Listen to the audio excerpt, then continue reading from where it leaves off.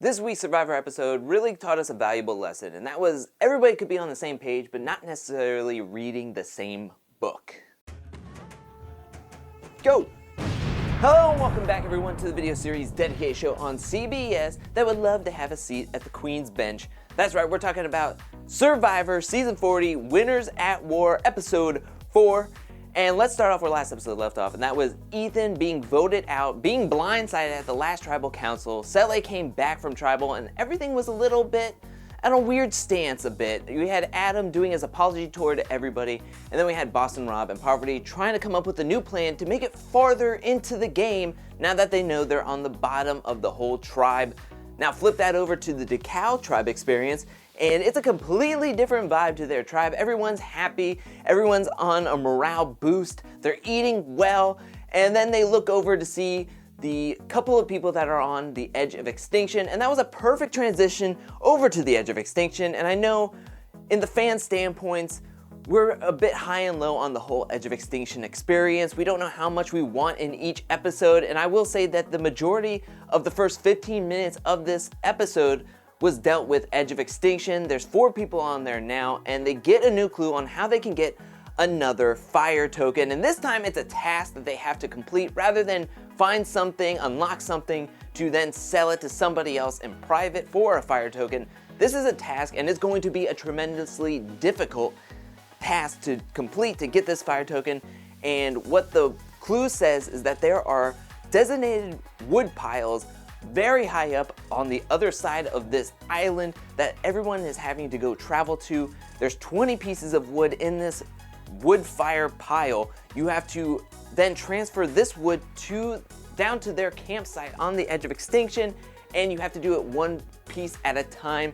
They have to do it before sundown to be able to get their fire token. You think about the terrain that they have to go through, just the length of the way that they have to go, and then they have to go through these sharp, like water drenched rocks. They have to go up these steep stairs. I mean, this is a tough task. Danny even talked about how it's kind of like a marathon. You have to keep a steady pace, and that's what she did. That's what Natalie did.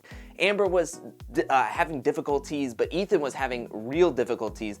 I will say that my heart sank a couple of times every time I saw them like trip, slip. I was just like, that terrain is not good for slipping, because I just thought that we were gonna see something really bad happen. Ethan did almost faint.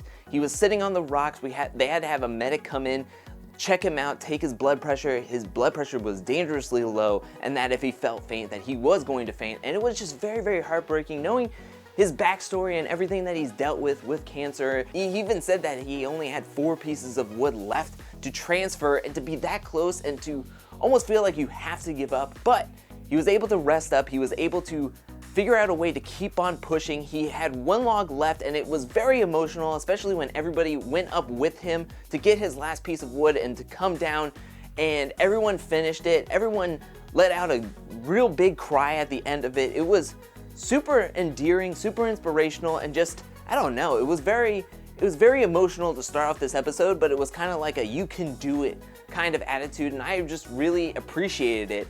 I'm not the biggest fan of Edge of Extinction, but this is like by far the best execution of Edge of Extinction, in my opinion. I love to see everybody just like rally around each other and to help each other, even in a game that's like so cutthroat as Survivor. Now let's move back over to the Sele tribe, and that's where Adam is still doing his apology tour. He's actually producing around camp. He's helping to go get water. He's helping to get firewood. And that's when Boston Rob and Parvati are trying to talk to him, but he's giving him nothing. He shuts them down, and they're like, well, guess what?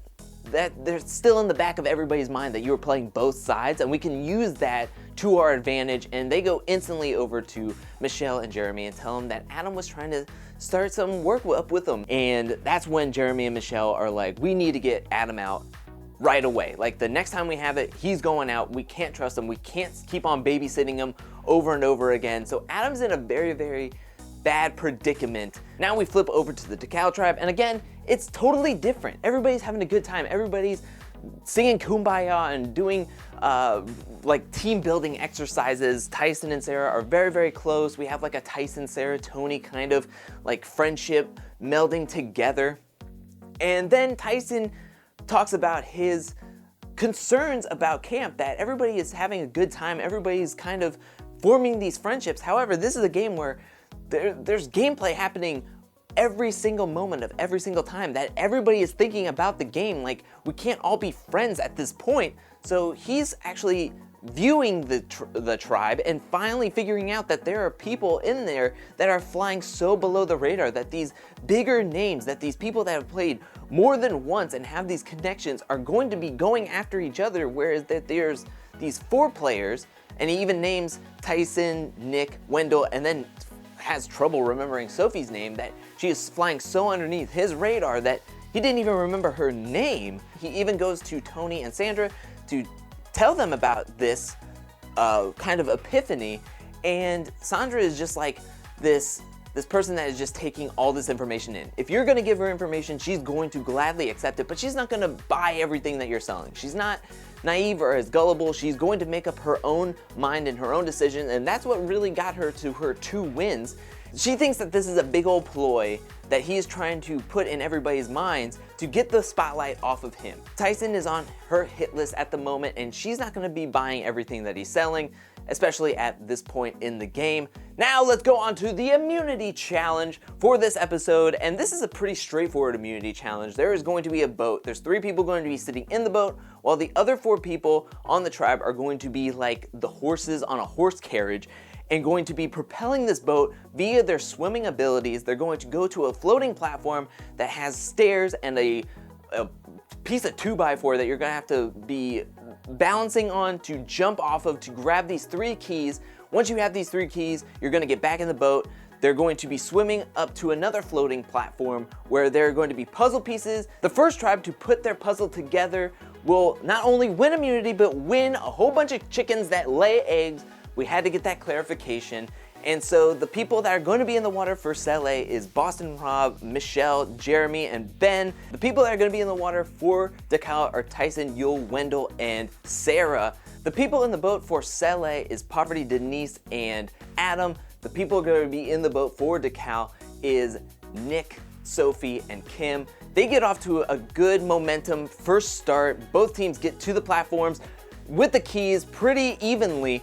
However, once we get to that moment, Decal, however, gets on an early lead like they normally do, getting only 4 chances to get these keys. Nick got 2 of them, Kim got 1, Sophie whiffed on 1 of them. However, they got 3 keys way before Cele. They get into their boat to head off to the floating platform with their puzzles, and Cele has a real struggle. Denise didn't get a key. Parvati tried twice to get a key, but Parvati is like, the keys are so far out there. She is inches away from even getting the little string that's attached to these buoys to get these keys. She tries her hardest, but she could not get a key.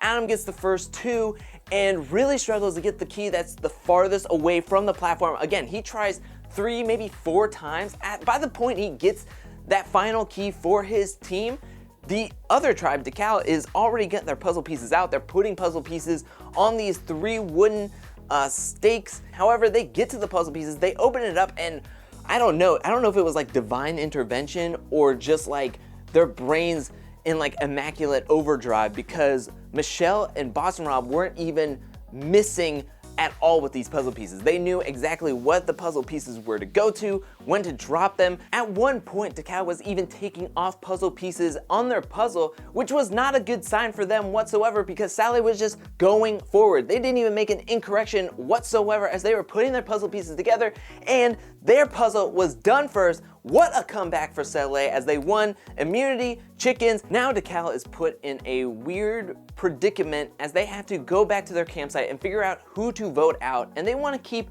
tribe morale high. Tyson decides to grab his boss pants on and decides to go to everybody on the tribe and take control of the situation by putting out a name, and that name is Nick. Nick was on the puzzle. Nick kind of flubbed at the immunity challenge, and he hasn't really been producing on the tribe or at the campsite at all. He's just a consumer, as Yule had said. And so Tyson goes up to everybody and says, hey, we need to get Nick out. We need to get Nick out. It's kind of an easy decision to him to say Nick's name, and everybody just says, yeah, we're good. Nick is out. let's do it. Nick needs to go out. And even Tyson says that this seems like it's too easy. Even Tony was like, everybody said, Nick wants to, what?